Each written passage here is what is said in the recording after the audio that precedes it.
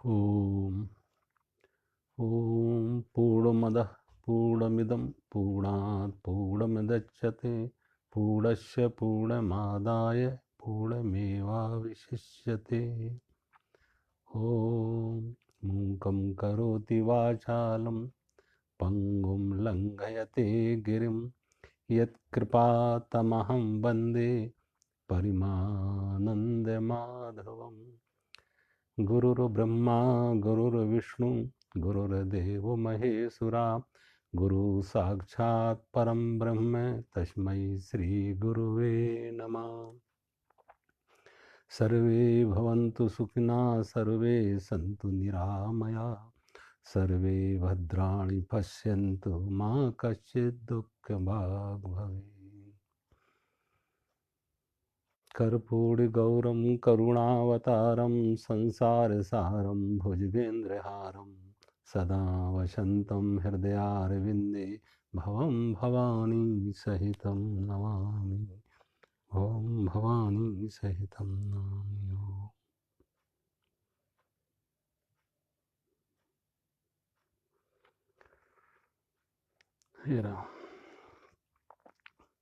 अगला श्लोक है कुर्वन्नेह कर्माणि जिजीविषे सतं समः एवं त्वयि नान्य अन्यथोऽस्ति न कर्म लिप्यते नरे। इसमें ऋषि कह रहे हैं कुर्वन्नेह कर्माणि, शास्त्र विहित कर्म करने से, शास्त्र विहित कर्म करने से 100 वर्ष की उम्र जीने की आकांक्षा रखो। 100 वर्षों तक जीने की इच्छा करनी चाहिए। और कैसे? शास्त्र विहित, शास्त्रों में शास्त्र नियत कर्म जो हैं उन्हें करने से 100 वर्ष तक जीने की इच्छा करो। इस प्रकार त्याग भाव से परमेश्वर के लिए किए जाने वाले कर्म, परमेश्वर के लिए किए जाने वाले कर्म तुझे लिप्त नहीं होंगे। ऐसे कर्म लिप्त नहीं होंगे जो परमेश्वर के निमित्त किए गए हैं समर्पण के भाव से। अन्यथा मतलब है एवं त्वयि न अन्यथो अस्ति, और कोई दूसरा मार्ग नहीं है कर्मों के बंधन से मुक्त होने का। एवं त्वयि न अन्यथो अस्ति, और कोई मार्ग ना नहीं है इससे अलग। न कर्म लिप्यते नरे, जिससे कर्म के बंधन में मनुष्य न बंधे। यानी कर्म के बंधन में मनुष्य बंधा रहेगा कब तक? जब तक वो कर्म तो करे, लेकिन कर्म कैसे करे? परमात्मा को समर्पित होकर, कर्ता भाव से ना करे, पूजा समझ के कर्म करे कि हमारा कर्म भगवान की पूजा है। और पूजा में समर्पण का भाव, पूजा का अर्थ है समर्पण का भाव। कुछ फल की आकांक्षा नहीं, कुछ चाह नहीं, सिर्फ जो परमात्मा ने दिया है, तन भी उसने दिया, धन भी उसने दिया, ये मन भी तन भी ना। दादू संत का मत, दादू का मत क्या? दादू ने कभी कर्म का त्याग नहीं किया, लेकिन दादू कैसे पूछे कोई कि तुमने कैसे परमात्मा को पाया, कैसे आत्मज्ञान को उपलब्ध हुए, तो दादू की एक ही कथन था, कहते मैंने परमात्मा को सब कुछ समर्पण कर दिया। तन भी तेरा, धन भी तेरा, तेरा पिंड पशान। तन भी तेरा, धन भी तेरा, तेरा पिंड पशान। सब कुछ तेरा और तू है मेरा, ये दादू का ज्ञान। तो दादू कहते समर्पण का भाव। परमात्मा ने तन उसने दिया है, मन उसने दिया, ये धन उसने दिया, जो कुछ दिया उसको। तेरा तुझको अर्पण क्या लागे मेरा। गीता में रोज हम आरती गाते हैं तो कहते हैं ओम जय जगदीश हरे, तेरा तुझको अर्पण क्या लागे मेरा। तो ये वाणी से ना हो, हमारे व्यवहार में आए कि तेरा तुझको अर्पण।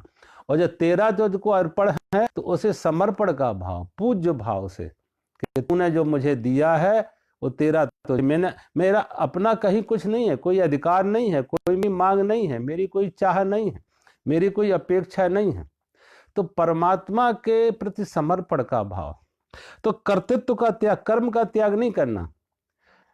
ऋषि लिख रहे हैं कि कर्म का, अगर कर्म का त्याग सभी करेंगे, कर्म से पलायन सब करने लगे, तो सोचो इस संसार का व्यवहार चलेगा कैसे। माता पिता ने जन्म दिया, पाला पोसा, बड़ा किया, अब अगर उन्होंने अपने कर्तव्य का पालन ना किया होता तो शायद ये सृष्टि ना होती, हम आप ना होते। तो कर्तव्य का पालन तो करना है, लेकिन कैसे करना है? कर्ता के भाव से नहीं, अभिनेता के भाव से।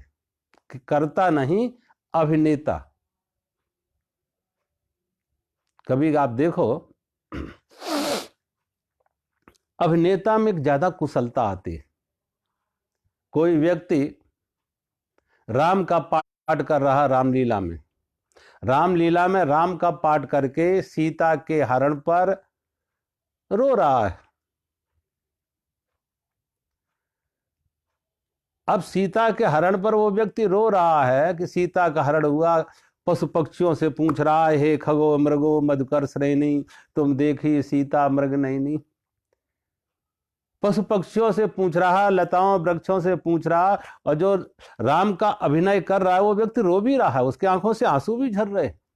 और कितने लोगों को मैंने देखा कि रामलीला देखते हुए राम का विलाप सुन के वो भी रोना शुरू कर देते।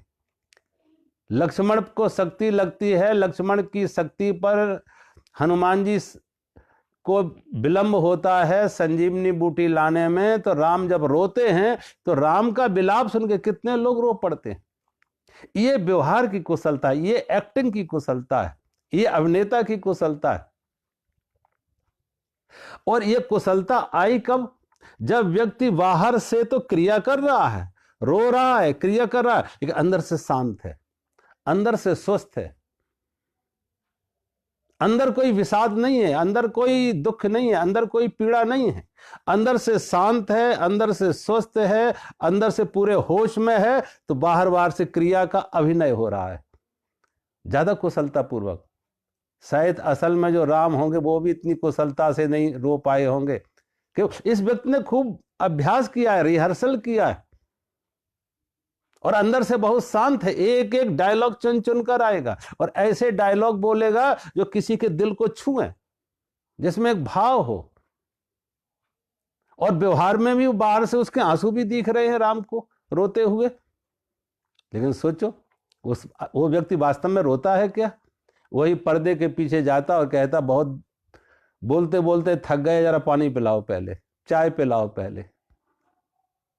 सोचो, तो वो अभिनेता है, क्योंकि उसे मालूम है, उसे ये भी मालूम ना उसकी कोई पत्नी का, उसकी पत्नी भी सामने बैठ के रामलीला देख रही है, उसने कुछ नहीं खोया है, उसे कोई पीड़ा नहीं है, उसे कोई दुख नहीं है। ये अभिनय तभी उतर पाता है जब व्यक्ति बाहर के संसार को एक अभिनय मान ले। हम जो कभी पिता का अभिनय कर रहे, कभी पुत्र का अभिनय कर रहे, कभी पति का अभिनय कर रहे, कभी पत्नी का अभिनय कर रहे, अनेक अनेक तरह के संसार के इस रंगमंच पर परमात्मा हमसे तरह तरह के अभिनय करा रहा है।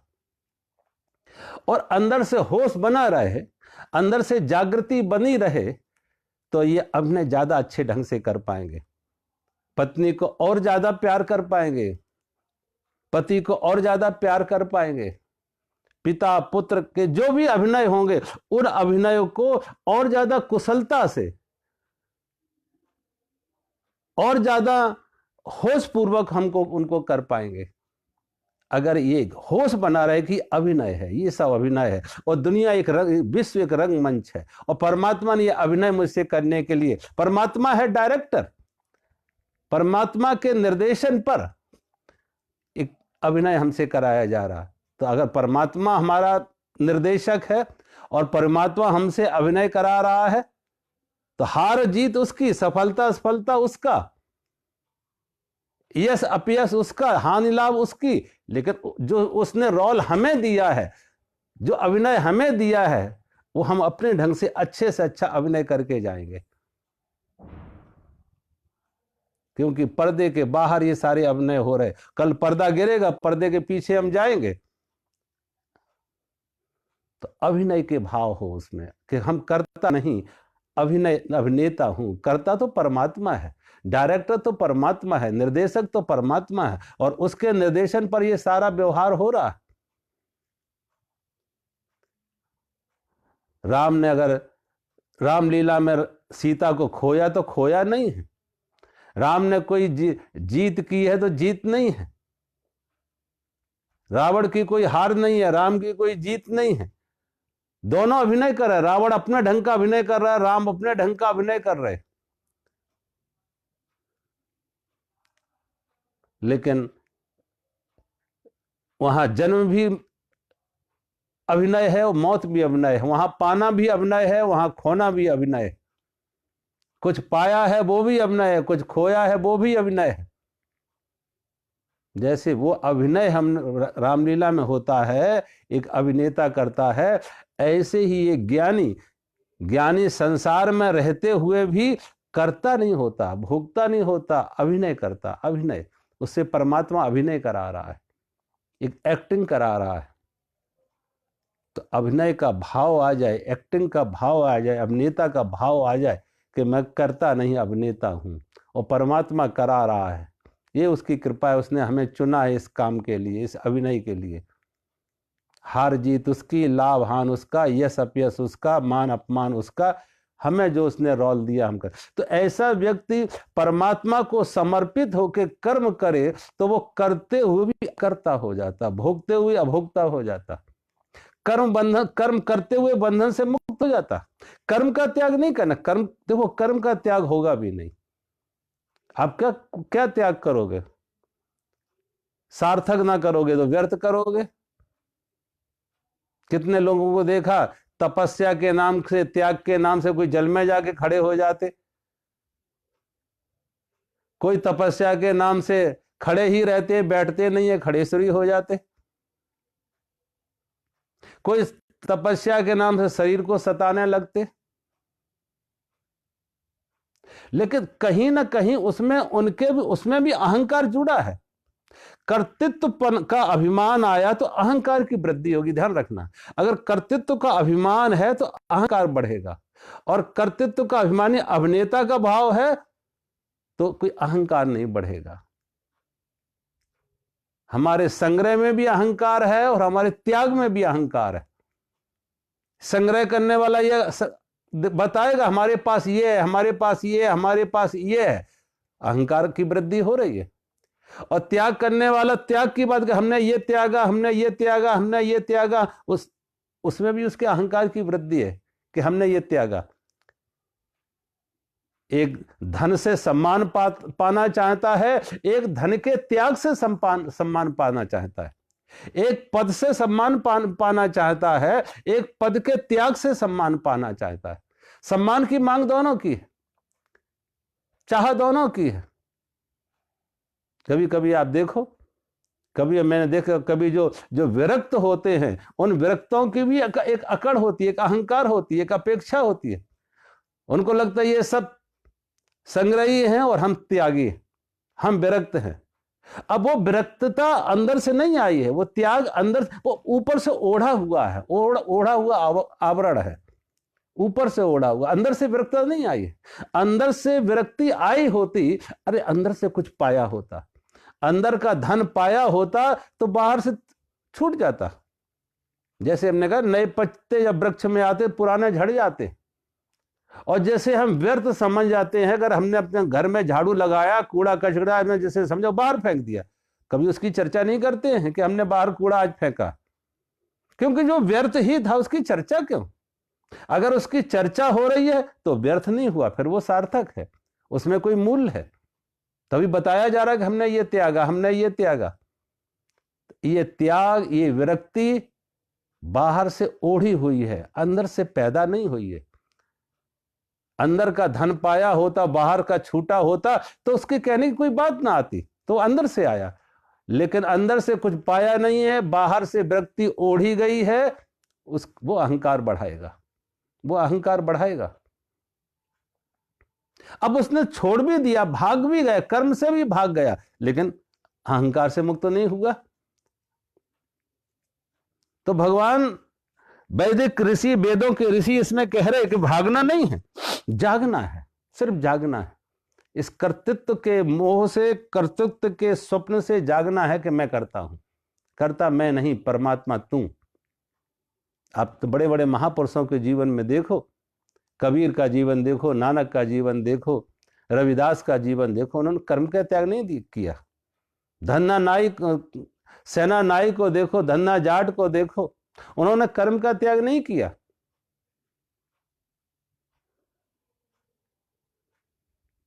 तुलाधार वैश्य, एक संत को अहंकार हो गया कि उसने तपस्या, बड़ी कठोर तपस्या की, तो उसके जटाओं में घोंसले बना के कहते पक्षी रहने लगे। इतनी कठोर तपस्या की, उसे अहंकार हो गया कि मेरे जैसा तपस्वी और अब दूसरा कौन है, कि इतनी कठोर तपस्या, देह के अध्यास से मुक्त, घोंसले भी हमारी जटाओं में पक्षी बनाने लगे, और पक्षी अंडे रखे, अंडे भी बच्चे बन के, पक्षी बन के उड़ गए, और ऐसी कठोर तपस्या में मैं लीन रहा।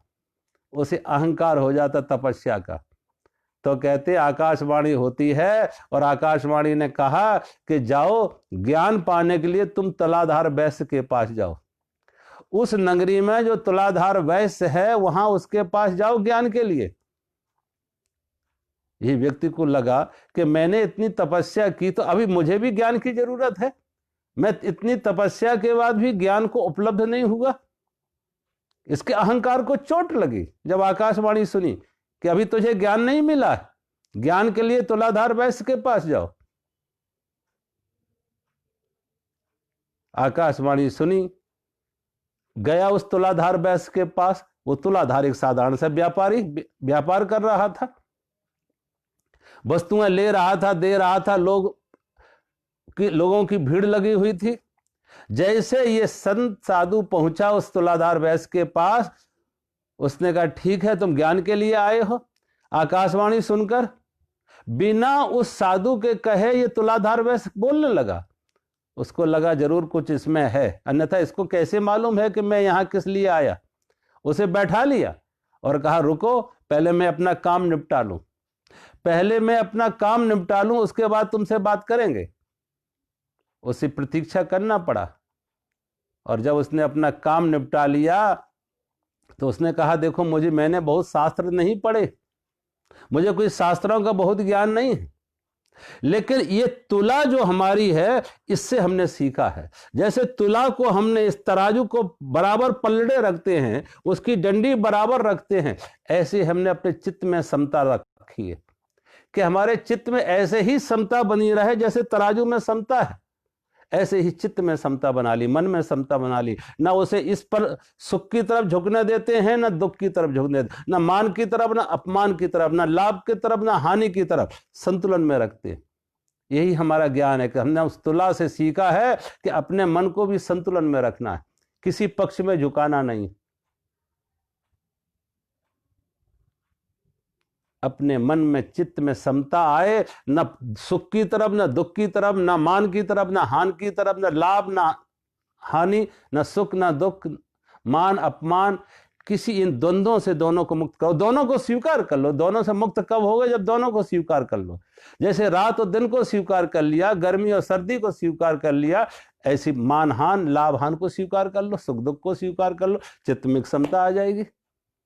और जो चित्त में समता है, भगवान कहते यही समत्वम योग उच्चते, यही तो योग है। तो कर्म, तुलाधार वैश्य ने कर्म का त्याग नहीं किया, कर्तृत्व के अहंकार का त्याग किया, अभिनेता की तरह काम किया, एक अभिनय किया, दुकान चलाने का भी अभिनय किया। नानक से किसी ने कहा, नानक बहुत हो गया, अब ये फकीरी काफी है, खेती करना छोड़ो, अब ये फकीरी काफी हो, तुम्हारे योगक्षेम का निर्वाह हम करेंगे, तुम्हारी जरूरतों को हम उपलब्ध कराएंगे। हम तुम्हारे बहुत अनुयायी थे, नानक के बहुत अनुयायी थे, शिष्य थे। उन शिष्यों ने कहा, नानक अब तुम्हें कुछ करने की जरूरत नहीं, तुम्हारे भोजन व्यवस्था की सारी सामग्री हम उपलब्ध कराएंगे, सारी व्यवस्था हम करेंगे। लेकिन नानक ने खेती करना नहीं छोड़ा। करतारपुर में नानक खेती करते रहे, और नानक कहते थे कि जब परमात्मा ने काम नहीं छोड़ा तो हम काम क्यों छोड़ दूं। और हम नहीं कर रहे, वो करे कराए आपई आप, हम नहीं कर रहे। नानक की वाणी करे कराए आपई आप, हम नहीं कर रहे, वो करा रहा है। हम तो बांसुरी हैं, शब्द उसके हैं, संगीत उसके है, स्वर उसका है, हम तो बांसुरी हैं। जहां ऐसा समर्पण हो जाए, अहंकार मुक्त हो जाए, वो करते हुए भी अकर्ता हो जाता। कबीर कपड़ा बुनते, कबीर के अनुयायी भी कबीर को कहते कपड़ा, कबीर अब तुम्हारा सत्संग ही काफी है, अब तुम्हें कपड़ा बुनने की क्या जरूरत है। लेकिन कबीर कपड़ा भी बुनते तो ये नहीं कहते, कबीर ये नहीं कहते मैं कपड़ा बुनता, कहते राम कपड़ा बुनते। राम ही, क्योंकि राम का भी संसार कपड़ा बुना जा रहा है। ये संसार में जो ताने वाने राम ने भी बना रखे हैं, ताने वाने राम के भी, संसार की सृष्टि के व्यवहार के राम भी काम कर रहा है। कबीर कपड़ा भी बुनते तो कहते हैं राम कपड़ा बुन रहा है। और कबीर कपड़ा लेके जब बाजार जाते बेचने तो जिनके पास वस्त्र नहीं होता उन्हें वस्त्र दे देते, यही कह के कि मेरे राम ने ही तुम्हारे लिए बनाया। जैसे देते हैं वो भी राम है, जो बना रहा वो भी राम है। कबीर कहते मैं नहीं कर रहा, राम ही कर रहा है। करे कराए आप ही आप। जहां ऐसा समर्पण का भाव हो, कर्म का त्याग नहीं करना पड़े। कर्म के त्याग से बच भी नहीं पाओगे। जो भी कुछ ना करोगे, कोई उपयोगी नहीं करोगे, अनुपयोगी करोगे। और देखो, अगर आदमी कर्ता ही बनना चाहे तो आप देख लो, जहां नहीं कुछ कर, खेल को भी कर। यहां तो भगवान ये कह रहे कर्म को खेल बना लो। लीला का अर्थ है खेल बना लो। यहां भगवान कह रहे हैं या वैदिक ऋषि कह रहे हैं कर्म को खेल बना लो, लीला बना लो। लेकिन आज देखो लोगों को, खेल को भी कर्म बना लेते, खेल को कर्म बना लेते। खेल खेल में लोग शतरंज खेल रहे, खेल खेल में हार जीत में तलवारें निकल जाती, खेल खेल में हार जीत में तलवारें निकल जाती, लड़ाइयां हो जाती, सिर फूट जाते। अब खेल था लेकिन खेल को कर्म बना लिया, हार जीत लगा दिया, अहंकार जोड़ दिया उसके साथ। वो हार जीत उनके अहंकार के साथ जुड़ गई। आज देखो बच्चे कोई क्रिकेट खेलते हैं, और क्रिकेट में खास तौर से अगर पाकिस्तान के साथ इंडिया का कहीं मुकाबला हो तो देखो लोगों में कितना ज्यादा उत्साह उत्तेजना होती। हिंदुस्तान जीते तो कितने पटाखे फोड़े जाते हैं, और पाकिस्तान में कितनी ज्यादा नीरसता आ जाती, कितना दुख, कितना मातम कि पता नहीं कौन सा बड़ा युद्ध जीत हार गया है पाकिस्तान। क्यों?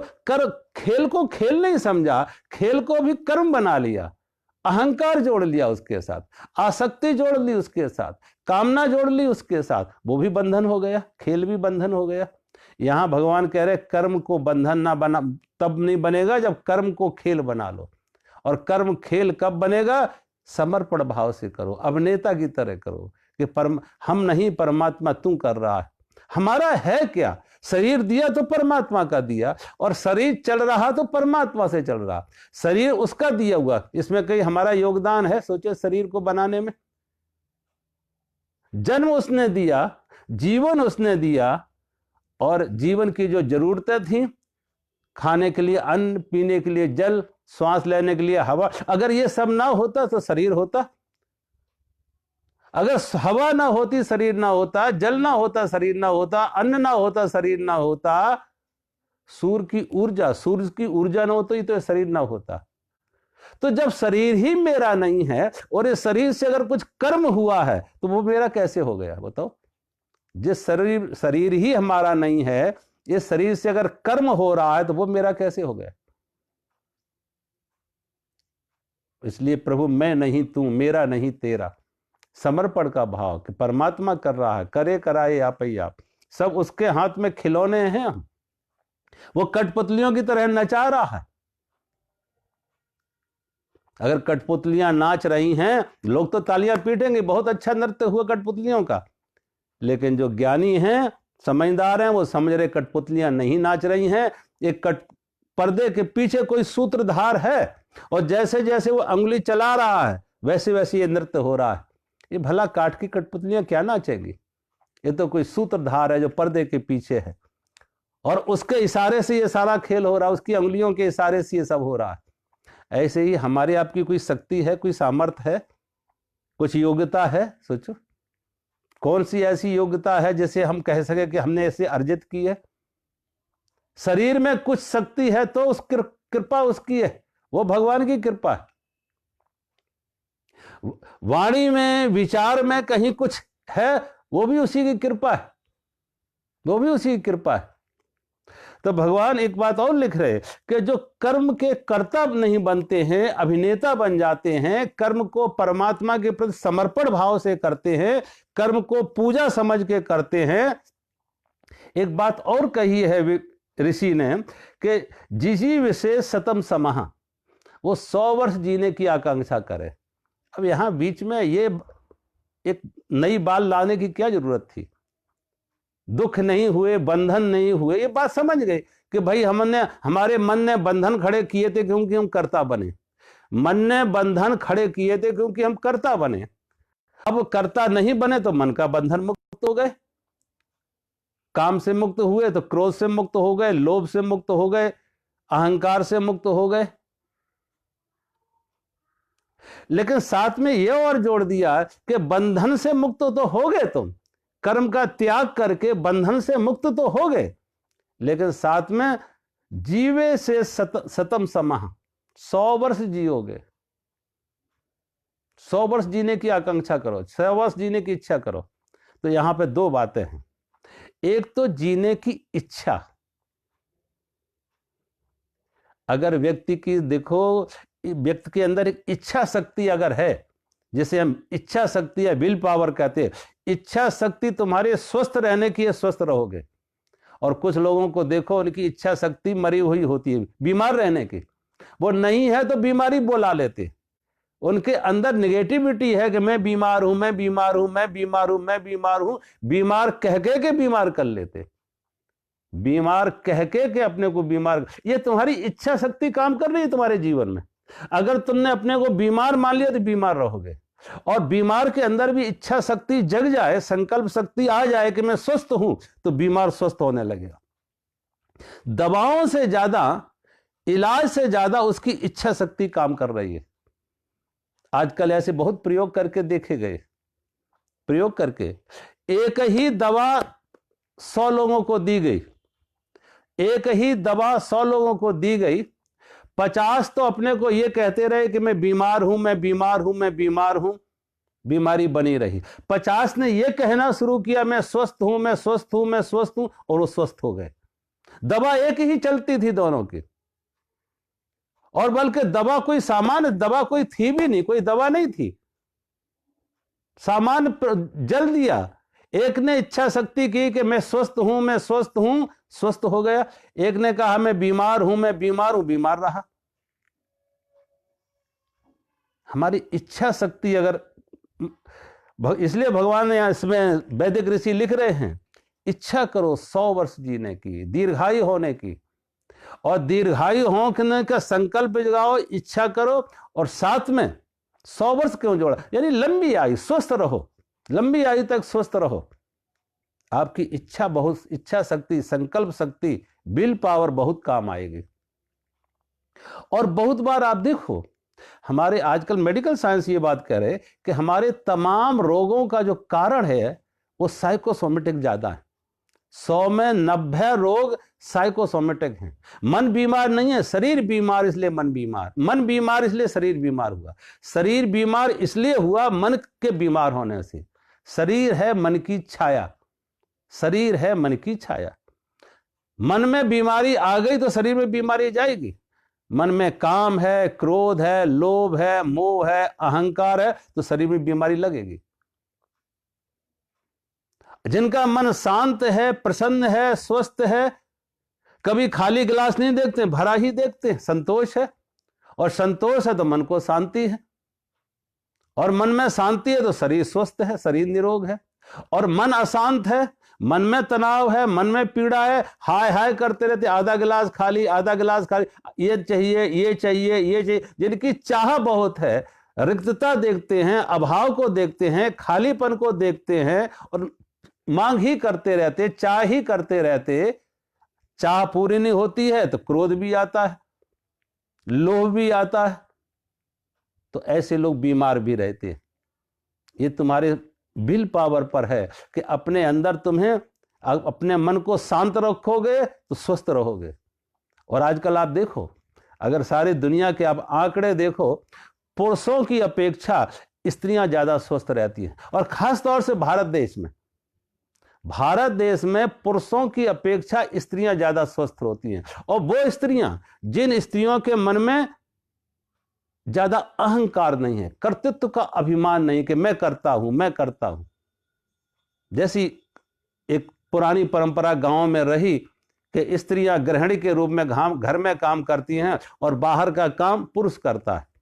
तो जो पुरुष बाहर का काम करता है उसके लिए लाभ हानि, सुख दुख, मान अपमान, संयोग, उसके लिए वो ज्यादा प्रभावित करते हैं।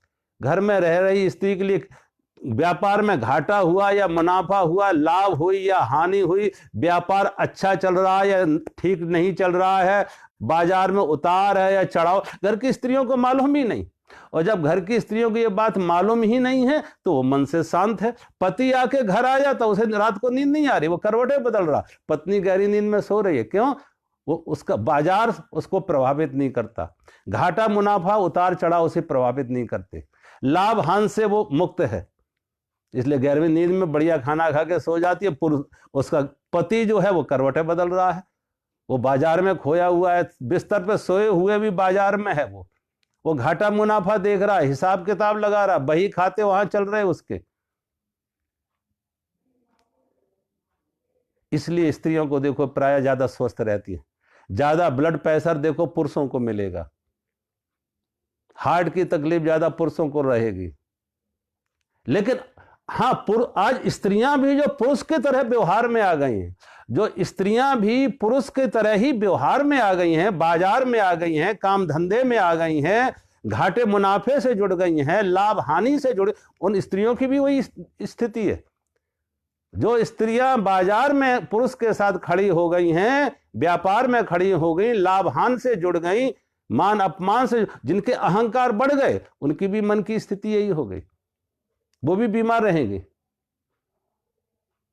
तो जैसे स्त्री ने तो कर्ता मान लिया कि पुरुष मालिक है, वो जाने, घाटा हो या मुनाफा हो, लाभ हो या हानि हो, फैक्ट्री ठीक से चल रही है या नहीं चल रही है, स्त्री ने तो पति के ऊपर छोड़ दिया कि पति संभाल रहा। और अगर पति को समझ हो तो उससे भी बड़ा एक पति है, एक पिता है, एक परमात्मा, उसे समर्पित कर दो। अपने जीवन में और एक आगे का पिता खोज लो, पति खोज लो, परमात्मा को खोज लो कि प्रभु मैं नहीं तू, मेरा नहीं तेरा, लाभ है तो तेरा, घाटा है तो तेरा, मान है तो तेरा, अपमान है तो तेरा। फैक्ट्री ठीक से चल रही है तो तेरी चल रही है, और फैक्ट्री ठीक से नहीं चल रही है तो तेरी चल रही है। बाजार में उतार आ रहा तो तेरा, चढ़ाव आ रहा तो तेरा। कर्ता उसे मान लो, परमात्मा को जीवन में कर्ता बना लो, मालिक उसे बना लो, उस मालिक को पहचान लो जो जीवन का मालिक है, इस जगत का मालिक है, उसे पहचान लो। आप देखो किसी फैक्ट्री में काम करने वाले नौकरों को, जो फैक्ट्री में मजदूर काम करते हैं, वो 8 घंटे काम करते हैं और 8 घंटे काम करके अपने घर जाके आराम से रोटी खा के गहरी नींद में सोते हैं। मालिक एक बार कहते हैं, किसी ने एंड्रयू कार्नेगी से पूछा कि तुम्हारी फैक्ट्री में मजदूर भी है, इंस्पेक्टर भी है, डायरेक्टर भी है, मालिक भी है, तुम्हें अगर परमात्मा दोबारा फिर जन्म दे तो तुम क्या बनना चाहोगे, मालिक बनना चाहोगे या मजदूर बनना चाहोगे? तो कहते हैं, कार्नेगी ने कहा कि मैं अगर परमात्मा दोबारा मुझे जन्म देता और मुझसे पूछता है तो मैं मालिक नहीं बनना चाहेंगे, मजदूर बनना चाहेंगे। कहा क्यों? कि देखो, मालिक सुबह 7 बजे आता, रात को 7 बजे तक बैठता है, ये मजदूर 9 बजे आते हैं, मैनेजर 11 बजे आता है, डायरेक्टर 12 बजे आके 3 बजे चला जाता, और ये मालिक सुबह से लेकर शाम तक ज्यादा समय 12-12 घंटे बैठता है इस फैक्ट्री में। और फिर ये मजदूर, ये मैनेजर, ये इंस्पेक्टर घर जाके गहरी नींद में सोते। अब घाटा हो या मुनाफा वो मालिक का है। बाजार उतरे उतार पर हो या चढ़ाव पर हो, लाभ हो हानि, वो मालिक का है। लेकिन वो कहता है कि हम 12 घंटे के बाद भी जब घर जाते हैं तो वहां भी नींद नहीं आती कि बाजार उतार जा रहा है या चढ़ाव पे, लाभ होगा या हानि होगी। वहां पे भी व्यापार चलता है, वहां पे भी बही खाते हम घर लेके जाते हैं। वो फैक्ट्री में छोड़ के नहीं जाते, वो भी घर लेके जाते हैं, वो बही खाते, घाटा मुनाफा के, लाभ हानि के। तो उसने कहा अगर दोबारा परमात्मा हमसे पूछे तो मालिक नहीं बनना चाहेंगे, मैं तो एक मैनेजर ही बनना चाहेंगे। सोचो, आज हम मालिक बने और उस मालिकियत का बोझ इतना ज्यादा भारी हो गया कि वो हमारी असह्य हो रहा, वो बीमारी का कारण। तो वेदों के ऋषि कह रहे हैं कर्म करो, लेकिन कर्म में कर्तृत्व का अभिमान छोड़ दो, कर्तापन का अभिमान छोड़ दो, और फिर 100 वर्ष जीने की इच्छा जगाओ, इच्छा शक्ति 100 वर्ष। जब मन से हम शांत हों तो शरीर से स्वस्थ होते हैं, और इच्छा शक्ति हमारी पॉजिटिव हो, सकारात्मक इच्छा शक्ति हो, तो शरीर हमारा निरोग रहेगा। और हमारी इच्छा शक्ति में हम बीमार हैं, हम बीमारी दोहराते रहोगे, कहते रहोगे अपने अंतर मन में कि हम बीमारी, तो बीमार रहोगे, तो बीमारी से मुक्त नहीं होगा। इच्छा शक्ति बड़ा काम कर रही है। इसलिए वेदों के ऋषि कह रहे एवं तो न अन्यथो अस्ति न कर्म, और कोई इससे कर्म के बंधन से मुक्त होने का और कोई उपाय नहीं है, और कोई मार्ग नहीं सिवा समर्पण के, कि ये कर्म को परमात्मा के प्रति समर्पित करके करो। कर्म को पूजा बना लो, परमात्मा का जो मिला लाभ वो परमात्मा का प्रसाद है। वो लाभ रूप में हो, हानि रूप में हो, सुख रूप में हो, दुख रूप में हो, जो भी है वो प्रसाद है। एक डॉक्टर के पास जाते हैं इस भाव से कि डॉक्टर जो भी दवा दे, कड़वी हो या मीठी हो, हम उससे निरोग होते हैं। ऐसे ही परमात्मा जो दे रहा लाभ हानि, सुख दुख, मान अपमान, वो हमारे हित में है। हमारी कोई मांग नहीं, हमारी कोई शिकायत नहीं। एक बार बंबई में कोई व्यक्ति मुझे अपने घर भोजन के लिए लेके गया। मेरी कथा चल रही थी तो वो व्यक्ति मुझे भोजन के लिए अपने घर लेके गया, और मार्ग में मुझसे कहता कि स्वामी जी, मेरी पत्नी को आप थोड़ा समझाना कि वो जब मुझे व्यापार में लॉस होता है तो वो खुश होती है। मेरी पत्नी खुश होती है जब मुझे व्यापार में लॉस होता। ये बात उसने मुझसे कही। मैंने कहा ठीक है, मैं जाके तुम्हारी पत्नी से बात करेंगे। जब मैं आया घर, उसकी पत्नी मेरे पास आके बैठी। मैंने पूछा कि अभी मुझे ये बता रहा था तुम्हारा पति कि तुम्हारे पति को व्यापार में लॉस होता तो तुम खुश होती हो, ऐसा क्यों? तो उसने बहुत अच्छी बात कही।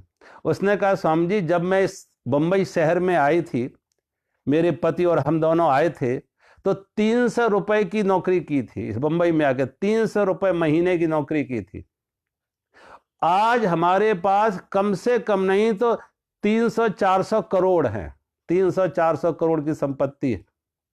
अगर हमें नुकसान हुआ, हानि हुई, लॉस हुआ, तो किसी को फायदा हुआ ना। हो सकता है उसे ज्यादा जरूरत हो, किसी घर में किसी का बच्चा बीमार हो, किसी घर में उनकी बेटी की शादी हो, उसे ज्यादा पैसे की जरूरत हो, इसलिए भगवान ने मुझे ना देखे उसे दे दिया। तो मैं तो यही कहूं परमात्मा उसका भला करे, ये लाभ उसे मिला है, उसका कल्याण हो, उसे सुख मिले। हो सकता परमात्मा ने अगर उसे दिया, हमें नहीं, हमें हानि हुई है, लॉस हुआ, तो किसी को तो लाभ हुआ ना। तो जिसे लाभ हुआ हो सकता उसको ज्यादा पैसे की जरूरत हो, हमसे ज्यादा उसकी जरूरत हो, और भगवान ने वही उसको दिया। दुखी होने का क्या कारण? जहां हम आए थे तो 300 रुपए महीने में नौकरी कर रहे थे, आज 300-400 करोड़ के मालिक बन गए। ये कुछ कम है? ये उसकी कम कृपा है कि हम शिकायत करें? अगर तुम खाली ही देखना चाहो, रिक्तता को ही देखना चाहो, अभाव को ही देखना चाहो, तो जीवन में दुखी रहोगे। और मिले हुए को देखने रहोगे, जो परमात्मा ने दिया वो ज्यादा दिया, जरूरत से ज्यादा दिया है, तो दुख का कोई कारण नहीं। भगवान कहते हैं संत ऋषि लिख रहे हैं कि इससे अलग कोई और उपाय नहीं है कर्म के बंध, कर्म का त्याग नहीं है। कर्म को परमात्मा के प्रति पूज्य भाव से कहो, समर्पण के भाव से करो। कर्म के कर्ता ना बनो, अभिनेता बनो। और कर्म परमात्मा के प्रति समर्पण का भाव कि तेरी रजा में राजी, तू मुझसे जैसे करा रहा। आगे के श्लोक में भगवान ऋषि लिख रहे हैं, असूर्या नाम ते लोका अंधेन तमसा आवृता तांस्ते प्रेत्या अभिगच्छन्ति एके चा आत्महनो नरा आत्महनो जना। ऋषि लिख रहे असूर्या नाम ते लोका, जो असुरों का लोक है, जो असुरों की योनियां हैं, अंधेन तमसा अज्ञान अंधकार से भरा हुआ है, ढका हुआ, आच्छादित है। असूर्या नाम ते लोका का अर्थ है कि जो असुरों का लोक है। असुर का अर्थ यहां पे है कि जो वो मनुष्य को इतर जो योनियां हैं, कुकर, सूकर, पशु, पक्षी, मनुष्य से अलग जो भी योनियां हैं उन्हें कहा असुर योनियां। कि उनके जीवन में सूर्य नहीं है, प्रकाश नहीं है, रोशनी नहीं है, ज्ञान नहीं है। जहां ज्ञान नहीं है, रोशनी नहीं है, प्रकाश नहीं है, उनके जीवन में भटकाव। क्योंकि हमारे पास तो परमात्मा, मनुष्य एकमात्र, इस सृष्टि में मनुष्य एकमात्र ऐसा प्राणी है जिसे परमात्मा ने बुद्धि दी है, विवेक दिया है, ज्ञान दिया है। और वो ज्ञान के प्रकाश में उसके अंदर विवेक जागृत हुआ है कि शुभ क्या है, अशुभ क्या है, बंधन क्या है, मोक्ष क्या है। तो असूर्या नाम ते लोका, जो मनुष्य से इतर कुकर, सूकर, पशु, पक्षी, प्राणी जो भी है, उन्हें कहा वो योनियां हैं जो असूर्या नाम ते लोका। अंधेन तमसा आवृता, उनका जीवन अज्ञान और अंधकार से आच्छादित है। उनका जीवन अज्ञान और अंधकार से आच्छादित है। तांस्ते प्रेत्याभिगच्छन्ति, वो फिर उन मरने के बाद उन्हीं लोकों में जाते हैं। कौन जाते हैं उन लोकों में? उन्हीं लोकों में वो लोग जाते हैं। वो तांते प्रत्यभिगच्छन्ति, मृत्यु के बाद वो उन्हीं लोकों में जाते हैं। एके चे आत्मनो जनः, जो आत्महंता हैं। यहां बड़ा सुंदर शब्द दिया है, आत्महना। आत्महना जो है, जो अपनी आत्मा की ही हत्या करते हैं, वो मरने के बाद उन्हीं योनियों में जाते हैं। असूर्या नामते लोका। आत्महना कौन है? पहले इस बात को हम ठीक से समझ लें कि आत्महना कौन है। दो शब्द हैं, एक को हम कहते हैं आत्मज्ञानी और एक को कहते हैं आत्महंता। तो इन वैदिक ऋषियों के अनुसार आत्महना वो नहीं है जो आत्महत्या कर ले। आत्महत्या करने वाला तो शरीर की हत्या मात्र की है, उसने आत्मा की हत्या नहीं की है। आत्महत्या जिसे हम कहते हैं, जिसने अपने आत्महत्या की है, उसने मात्र शरीर की हत्या की है, वो आत्महना नहीं है। देह की हत्या की है, कपड़े की बाहर के वस्त्र को उसने फाड़ दिया है, वस्त्र का नुकसान किया है। लेकिन आत्महना जो ऋषि लिख रहे हैं, वो आत्महना वो हैं जो संसार के इस दुष्चक्र में, भोगों में, रोगों में, भय, क्रोध, लोभ, मोह, अहंकार में आवृत हैं। उनके जीवन में कोई समझ नहीं, एक मूर्छा में जी रहे हैं, एक बेहोशी में जी रहे हैं। एक ही ऐसी मूर्छा है, गहरी मूर्छा है, बस धन का संग्रह, धन का संग्रह, धन का संग्रह और भोग। ये भोग लो, ये भोग लो, ये लोग लो। भोग और रोग से इनके अलग कोई समझ नहीं है। ये खा लो, ये पहन लो, ऐसे रह लो, धन का संग्रह। और धन कैसे भी आ जाए, झूठ से, प्रपंच से, धोखा से, कैसे भी धन आए, धन कैसे भी आए, और धन को क्या करना है, बस भोग, ज्यादा से ज्यादा भोग। ऐसे जो अपनी उन्हीं को संत लिख रहे, ऋषि लिख रहे आत्महंता, कि वो अपनी आत्मा को भूले बैठे हैं, वो अपनी आत्मा का हनन कर रहे हैं। उनके अंदर कुछ और था पाने योग्य, वो उसे नहीं पा सके, वो उसे चूक गए। आत्मा का हनन कर रहे हैं संसार के लिए, आत्मा का त्याग कर रहे हैं संसार के लिए। जो आत्मा रूपी हीरा था उसे गमा रहे हैं संसार के भोगों के लिए, संसार के इन पत्थरों के लिए। आत्मा रूपी हीरे को त्यागना, आत्मा रूपी हीरे को गमाना संसार के इन भोगों के लिए, संसार के इन पदार्थों के लिए, वस्तुओं के लिए आत्मा रूपी हनन कर, आत्मा का जो हनन कर रहा है, आत्मा रूपी हीरे का त्याग कर रहा है। इसलिए तो आप देखो भगवान बुद्ध, महावीर, नानक, मीरा, रैदास, कबीर, इन सब ने अपने जीवन का लक्ष्य धन को नहीं रखा, दौलत को नहीं रखा, संसार की वस्तुओं को नहीं रखा, अंतर्मुखी होना सीखा। भगवान बुद्ध महल में थे, महल में रह सकते थे, लेकिन उन्हें वो सुख, वो शांति, वो परमात्मा, वो आनंद जो महल में न मिला, अंतर्मुखी होकर अपने अंदर मिला। बुद्ध ने पाया तो अपने अंदर पाया, महावीर ने पाया तो अपने अंदर पाया, कबीर ने पाया तो अपने अंदर पाया, नानक ने पाया तो अपने अंदर पाया। लेकिन जो बाहर खोज रहे हैं, बाहर भटक रहे हैं, बाहर दौड़ रहे हैं, उन्हें कहीं कुछ मिलता नहीं है। दौड़ बाहर बाहर है, अंदर से प्यास बढ़ती जा रही है, अतृप्ति बढ़ती जा रही है, दुख बढ़ता जा रहा है। जब पानी बाहर है ही नहीं और खोज बाहर रहे हो, जो मिलना है अंदर उसे बाहर खोज रहे, भला मिलेगा? सोचो, कितना ही दौड़ो, कितना ही भागो। वो बेचारे, उन्हीं को ऋषि लिख रहे हैं कि ये आत्महंता है, ये अपनी आत्मा को गमा रहे हैं संसार के लिए। और कल क्या होगा कि मरने के बाद कहां जाएंगे? वही कुकर सूकर बनेंगे जाके, ये कुकर सूकर जाके बनेंगे उन भोग योनियों में। यहां भी भोग, वहां भी भोग। जो भोगों से अलग योग को ना समझ सके, पदार्थ से अलग परमात्मा की तरफ ना मुड़ सके, बाहर की दौड़ जो भीतर की तरफ ना मुड़ सके, वो दौड़ते रहेंगे संसार में। अगले जन्म में फिर वही उनकी दौड़ शुरू होगी, फिर 84 भटको, कुत्ता बिल्ली बनो, सुअर बनो, गधे बनो। इसी रामचरितमानस में देखो, गोस्वामी तुलसीदास जी ने एक दोहे में लिखा, बड़े भाग्य मानुष तन पावा, बड़े भाग्य मानुष तन पावा, ओ सुर दुर्लभ सद ग्रंथन गावा, ओ साधन धाम मोक्ष करे द्वारा, साधन धाम मोक्ष करे द्वारा, ओ पाहि न जेहि परलोक सिधारा।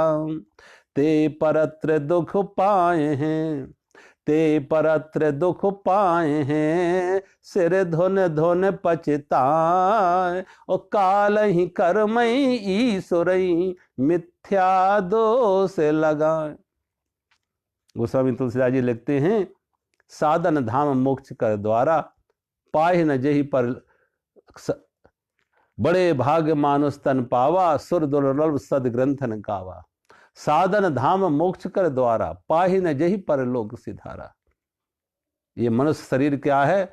बड़े भाग्य से 84 भटकने के बाद भगवान ने जन्म दिया है। वो कहते हैं, कोई अंधा आदमी एक बड़े हॉल में दरवाजा टटोल रहा था, एक बड़े से हॉल में दरवाजा कहाँ है वो खोज रहा था। तो अब कैसे, अंधा आदमी तो दिखेगा नहीं, तो कैसे खोज रहा है? तो दीवार पर हाथ लिए है कि दीवार के सहारे सहारे वो घूम रहा है कि आखिर कहीं तो दरवाजा होगा, तो दरवाजे पे हाथ पड़ जाएगा और वो बाहर निकल जाएगा। अब पूरा चक्कर लगाए आया, पूरा चक्कर, हाथ दीवार के साथ हाथ लगाए लगाए दीवार का स्पर्श करते करते पूरा चक्कर लगा आया। लेकिन जैसे ही वे द्वार पर पहुंचा, उसके सिर में खुजलाहट होने लगी, और सिर में खुजलाहट हुई तो दीवार से हाथ हटा के सिर खुजलाने लगा। इस बीच में 2 कदम आगे बढ़ गया, और 2 कदम आगे बढ़ गया, दरवाजा निकल गया।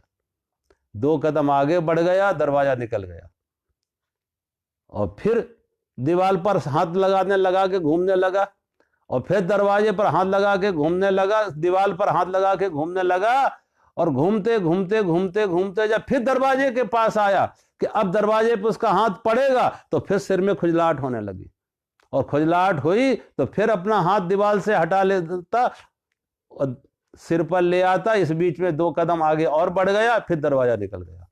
संत कह रहे ऐसे ही 84 भटकते भटकते मनुष्य का जीवन मिला, और इस मनुष्य जीवन में का उपयोग ना करके सिर खुजलाहट में पड़ गए, और जो खुजलाहट में पड़े 2 कदम आगे निकल गए और जीवन गया। बड़े भाग मानुष तन पावा सुर दुर्लभ सदग्रंथ। ये कहते देवताओं को दुर्लभ है, देवता मोक्ष की प्राप्ति नहीं कर सकते, देवता भी भोग योनि है। जैसे पशु भोग योनि है, ऐसे देवता भी कब तक स्वर्ग में रहेंगे? जब तक उनके पास पुण्यों की पूंजी है, और पुण्यों की पूंजी जब तक है तभी तक उन्हें स्वर्ग में रहेंगे। पुण्यों की पूंजी खत्म हुई, क्षीणे पुण्य मृत्युलोके विशन्ति, फिर संसार में आएंगे, फिर पुण्य का संग्रह करो तो फिर स्वर्ग में जाओगे। लेकिन संत जो होते हैं, महापुरुष होते हैं, ज्ञानी होते हैं, आत्मज्ञानी होते हैं, वो स्वर्ग नहीं चाहते हैं, वो मोक्ष चाहते हैं, आवागमन से मुक्त होना चाहते हैं,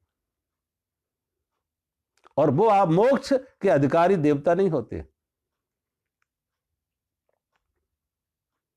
संत एक उदाहरण देते हैं कि देखो तुम्हारे पास पारस मणि है, अगर तुम्हारे पास पारस मणि है और तुम्हें बाजार में जाओ, लोहा और चांदी दोनों एक भाव हो, जो भाव लोहा है उसी भाव चांदी है, और तुम्हारे पास पारस मणि है, तो सोचो तो क्या खरीद के लाओगे? लोहा खरीद के लाओगे या चांदी खरीद के लाओगे अगर तुम्हारे पास पारस मणि है? क्योंकि पारस मणि की विशेषता यह है कि पारस मणि लोहे को स्पर्श करो तो लोहे को सोना बना देती, चांदी सोना नहीं बनेगी। लोहे को स्पर्श करने से, पारस मणि का स्पर्श लोहे से हो जाए तो लोहा सोना बन जाता। और अगर पारस मणि लोहे को सोना बना सकती है तो तुम बाजार में जाके चांदी नहीं खरीदोगे, लोहा ही खरीद के लाओगे कि जैसे अब सोना बना सको। और अच्छे आगे एक कदम और आगे निकल जाओ, सोना, चांदी से भी आगे सोना, लेकिन चांदी को नहीं बनाया जा सकता सोना। ऐसे ही देवताओं के पास मनुष्य की तुलना में सुख ज्यादा है, सुविधा ज्यादा है, लेकिन देवता मोक्ष के अधिकारी नहीं होते। इसलिए सुर दुर्लभ सदग्रंथन गावा कि देवताओं को यह मनुष्य जीवन भी उपलब्ध नहीं हो पाता। देवता भी ईर्षा करते हैं मनुष्य से, क्यों? कि देखो इसने मनुष्य जीवन पाके इसको मोक्ष का अधिकारी हो जाएगा, जो देवताओं को उपलब्ध नहीं हो सकता। तो साधन धाम मोक्ष कर द्वारा, यह साधन है परम मोक्ष को पाने का, परमात्मा को पाने का, आत्मज्ञान पाने का, आवागमन से मुक्त होने का, यह साधन था ये मनुष्य जीवन। और ये मनुष्य जीवन पाके भी हमने परमात्मा की खोज ना की, परमात्मा की कोई समझ ना जगाई, संसार के ही ईंट पत्थर में हम पड़े रहे, संसार के ही संग्रह में, भोगों में हम पड़े रहे। तो कहते ते परत्र दुख पाए हैं, वो बाद में दुख पाएंगे, इन्हीं योनियों में जाएंगे, कुकर सूकर बनेंगे जाके। ते पर दुख पाए हैं, वो कुकर सूकर बनेंगे जाके, सिर धुन पछताए हैं और दुखी होंगे, रोएंगे, सिर पीटेंगे, क्यों? और फिर उनसे पूछा क्यों नहीं अपने इस मनुष्य जीवन का लाभ उठाया? ये मौका कैसे गंवा दिया तुमने? किस खुजलाहट में दरवाजा भूल गए? तो कहेंगे भगवान ने कृपा नहीं की, भगवान ने कृपा हम पर नहीं की, काल ही कर्म ईश्वर ही मिथ्या। कुछ कहेंगे समय पर दोष, मेरे पास समय नहीं था, समय नहीं मिला भगवान के भजन करने का, समय नहीं मिला अंतर्मुखी साधना करने का, समय नहीं मिला आत्मज्ञान के लिए, समय नहीं मिला, काल ही कर्म। कुछ कहेंगे हमारे भाग में नहीं था, कुछ कहेंगे हमारे भाग में नहीं था ज्ञान, हमारे भाग में नहीं था भक्ति, हमारे ज्ञान भाग में नहीं था, साधना ध्यान हमारे भाग में नहीं था। तो कोई समय को दोष लगाएंगे, कोई कर्म को, भाग को दोष लगाएंगे, और कोई सीधा ईश्वर को ही दोष लगा देंगे, ईश्वर को ही दोषी ठहराएंगे कि ईश्वर ने कृपा हम पर नहीं की। संसार के भोगों के लिए तो ईश्वर की कृपा है तुम पर, लेकिन परमात्मा के योग के लिए, भजन के लिए, भक्ति के लिए सब भगवान की कृपा नहीं है। ये तो बहाने हैं। ते परत दुख पाए हैं, सिर धुन धुन पछताए, काल ही कर्म ईश्वर मिथ्या दोष लगाए। गोस्वामी जी लिख रहे मिथ्या दोष, झूठे झूठे दोष हैं झूठे झूठे बहाने हैं। अपने दोष को खुद ना मान के भगवान पर डाल दो, भाग पर डाल दो, समय पर डाल दो। अपनी भूल पर नहीं डालो कि हम इतने मूढ़ थे, इतने गहरे स्वप्न में खोए हुए थे कि इन्हीं भोगों से आसक्त रहे, इन्हीं भोगों में लिप्त रहे। परमात्मा की कोई खोज नहीं, परमात्मा की कोई खबर नहीं, परमात्मा के लिए कोई प्यास नहीं, उसी स्वप्न में खोए रहे। यहां पे असूर्य नाम ते लोका अंधेन तमसा आवृता, जो असूर्य नाम की जो निम्न योनियां हैं, उन निम्न योनियों में ऐसा व्यक्ति जाएगा जो अंधेन तमसा, जो अज्ञानता में पड़ा हुआ है, जो अंधकार में भटक रहा है, उसके जीवन में आत्म प्रकाश नहीं हुआ। जिसके जीवन में आत्म प्रकाश, ये बाहर की रोशनी काम नहीं आएगी, अंदर की रोशनी, विवेक की रोशनी, आत्म प्रकाश, अंदर का प्रकाश। जिसके अंदर आत्म प्रकाश आ गया वो भटकने से बच जाएगा। जो इस अभी आत्म प्रकाश से वंचित है, जो इस अंधेरे में अज्ञान में पड़ा हुआ है, वो इन निम्न योनियों में जाएगा। और मरने के बाद तांस्ते प्रत्याभिगच्छन्ति, वो बार बार इन्हीं योनियों में भटकते रहेंगे। और उन्हीं को वेदों के ऋषि कह रहे हैं चा आत्महना जना, वो आत्महना की हत्या करने वाले हैं। मनुष्य जीवन पाके आत्मा का पोषण नहीं किया, आत्मज्ञान को उपलब्ध नहीं किए। जो आत्मज्ञान को उपलब्ध नहीं हुए वो आत्महंता इन और परमात्मा को